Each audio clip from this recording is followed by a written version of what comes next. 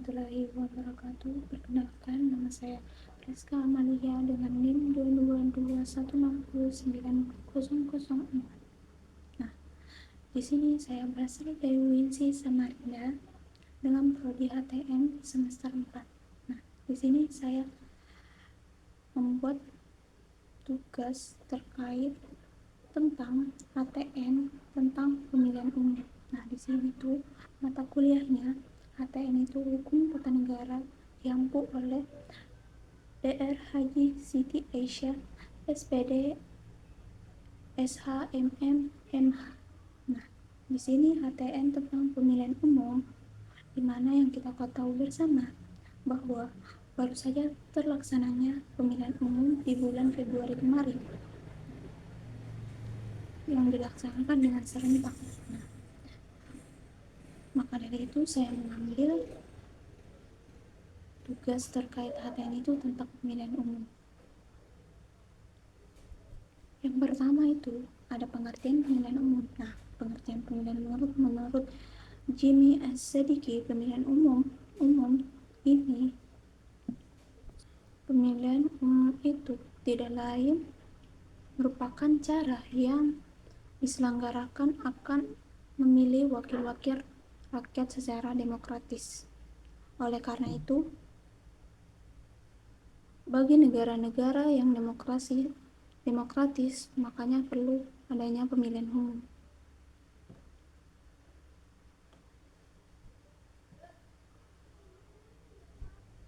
Pemilu adalah kedaulatan rakyat untuk memilih anggota DPR, anggota DPD, presiden dan wakil presiden, dan untuk memilih anggota DPRD yang dilakukan secara langsung, umum, bebas, rahasia, dan adil dalam negara Kesatuan Republik Indonesia berdasarkan Pancasila dan Undang-Undang Dasar Negara Republik Indonesia. Untuk memilih pemilihan umum sangat penting karena dalam bentuk pemilihan umum terjadi pelaksanaan kedaulatan rakyat. Yang bagian B itu tujuan dan manfaat, fungsi pemilu. Nah, dimana kalau di dalam pemilihan umum pasti ada tujuan dan fungsinya dalam memilih. Nah, yang pertama itu berfungsi untuk melaksanakan kedaulatan rakyat dengan memungkinkan warga negara secara langsung memilih wakil-wakil mereka di pemerintahan. Nah, yang kedua itu membentuk pemerintahan yang berlegitimasi karena memberikan legitimasi kepada masyarakat, kepada pemerintah yang terpilih secara demokrasi. Yang ketiga, menguatkan demokrasi dengan memberikan kesempatan kepada rakyat untuk berpartisipasi dalam pemilihan pemimpin dan menentukan kebijakan negara. Yang keempat, mendorong partisipasi politik warga negara dengan memberikan kesempatan bagi mereka yang terlibat dalam proses politik dan meningkatkan kesadaran akan politik. Yang kelima itu memfasilitasi pergantian kekuasaan dengan damai dengan menyediakan jalur terorganisir untuk mengubah pemerintahan tanpa konflik atau kekerasan. Nah, di bagian C itu terdapat penyelenggaraan pemilu di Indonesia. Nah, sejak kemerdekaan negara Republik Indonesia hingga tahun 2014, bangsa Indonesia telah menyelenggarakan 13 kali pemilihan umum, yaitu pemilihan umum tahun 1955, 1971, 1982, 1987, 1992, dan 1999, dan 2004, 2009, 2014, 2019, dan 2024 pada tahun ini. Dari pengalaman sebanyak itu, penyelenggara pemilihan umum di Indonesia sudah menjadi realitas demokrasi yang berkedaulatan rakyat. Nah, di sini pemilu di negara kita dilaksanakan dalam 3 tahap. Tahap pertama itu dilaksanakan memilih anggota DPR, DPD, DPRD, anggota DPRD yang dipilih menjadi para wakil rakyat diduduki di DPRD provinsi dan DPRD kabupaten atau kota. Tahapan yang kedua, dalam pemilihan presiden dan wakil presiden. Yang ketiga tahapannya, yaitu pemilihan kepala daerah dan wakilnya.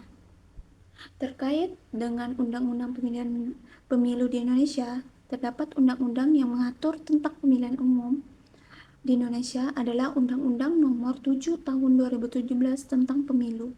Undang-undang ini merupakan landasan hukum utama yang mengatur berbagai aspek terkait pelaksanaan pemilu di Indonesia.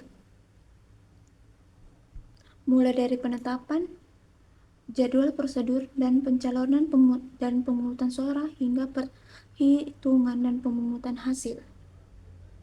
Nah, dalam pemilu juga terdapat asas-asas dalam pemilu. Nah, asas-asas dalam pemilu itu ada yang pertama langsung, umum, bebas, dan rahasia. Nah,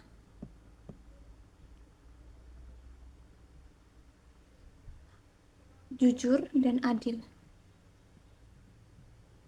Terkait dengan asas langsung dalam proses pemilu menjamin bahwa warga sebagai untuk memberikan suara mereka secara langsung sesuai keinginan batin mereka, tanpa melalui perantara.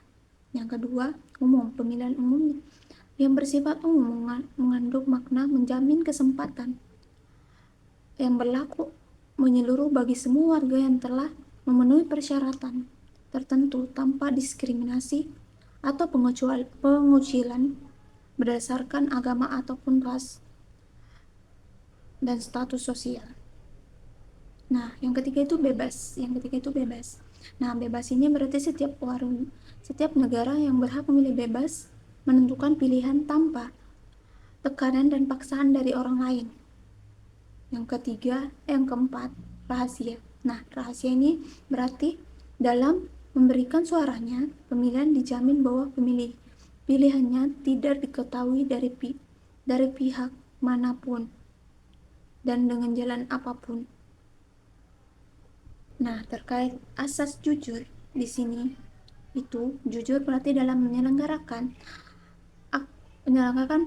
pemilihan umum, penyelenggaraan pemerintah dan partai politik peserta pemilu, pengawasan dan pemantauan pemilu. Semua pihak yang terlibat secara tidak langsung harus bersikap dan bertindak secara jujur sesuai dengan peraturan perundang-undangan yang berlaku. Nah, terkait dengan kejujuran ini, asas kejujuran, kita ketahui sendiri bahwa yang namanya pemilu mungkin aturan-aturannya sudah sesuai, namun dalam penerapannya mungkin masih kurang dalam penerapan soal kejujuran ini. Yang terakhir itu ada adil. Nah, adil ini berarti dalam penyelenggaraan pemilu, setiap pemilu dan partai politik peserta pemilu mendapatkan perlakuan yang sama, serta bebas dalam kecurangan pihak manapun. Oleh karena itu, pemilu memerlukan sikap fair dari semua pihak, baik masyarakat, pemilih partai politik, maupun penyelenggara pemilu. Selanjutnya, lembaga penyelenggaraan pemilihan umum itu ada 3. Pertama KPU, yang kedua Bawaslu, yang ketiga DKPP. Nah, KPU itu Komisi Pemilihan Umum, ada lembaga negara yang menyelenggarakan pemilihan umum di Indonesia. Anggota KPU diharuskan dari non-partai. KPU tidak dapat disejajarkan kedudukannya dengan lembaga-lembaga tinggi lainnya yang kewenangannya diatur dalam Undang-Undang Dasar RI 1 tahun 1945, di mana yang kedua itu Bawaslu. Nah, Bawaslu ini kelembagaan pengawas pemilu baru muncul pada pelaksanaan pemilu tahun 1983 dengan nama Panitia Pengawas Pelaksana Pemilihan Umum. Berdasarkan Undang-Undang Nomor 22 tahun 2007, sebagaimana kewenangan dalam pembentukan pengawasan pemilu memerlukan kewenangan dari KPU. Namun, selanjutnya berdasarkan putusan Mahkamah Konstitusi, rekrutmen pengawasan pemilu sepenuhnya menjadi kewenangan dari Bawaslu.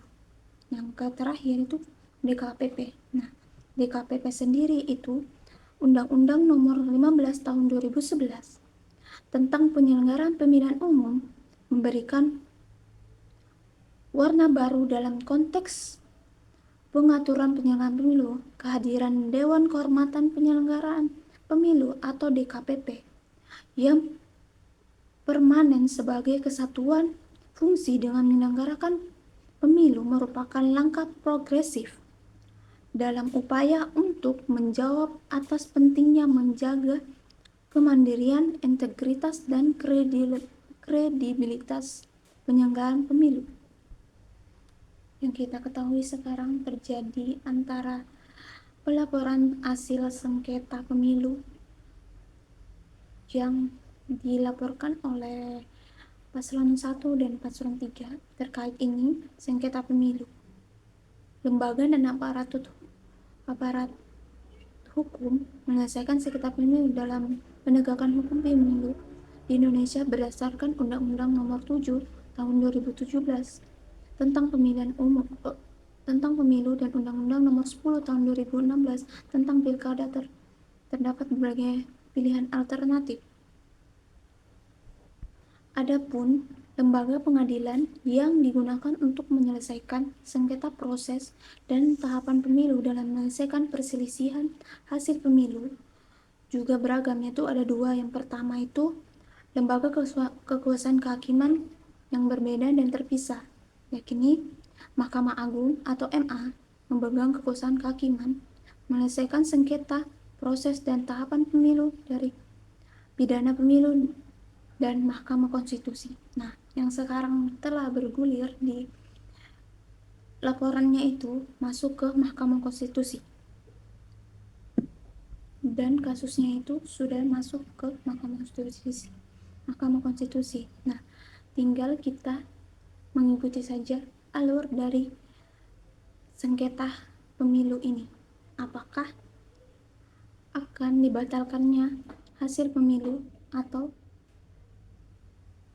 mungkin bakal dilantiknya presiden dan wakil presiden yang terpilih saat ini.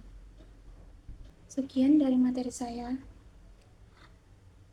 Sini saya ingin mengajak pada kawan-kawan semua atau teman-teman yang ingin berkuliah tetapi bingung memilih kampus yang mana terbaik buat kita. Nah, menurut saya pribadi, kampus yang terbaik menurut saya itu UINSI. Kenapa? Karena kita ketahui bahwa UINSI itu tidak sama kayak universitas lain yang dimana belajar tentang ya sesuai dengan jurusannya. Nah, di sini kalau di UINSI Samarinda itu belajar juga tentang agama. Nah, agamanya ini lebih mendalam, bukan secara umum, tetapi lebih ke mendalam gitu. Jadi, jika kalian ingin berkuliah, maka pilihlah kampus UINSI Samarinda. Sekian, Assalamualaikum warahmatullahi wabarakatuh.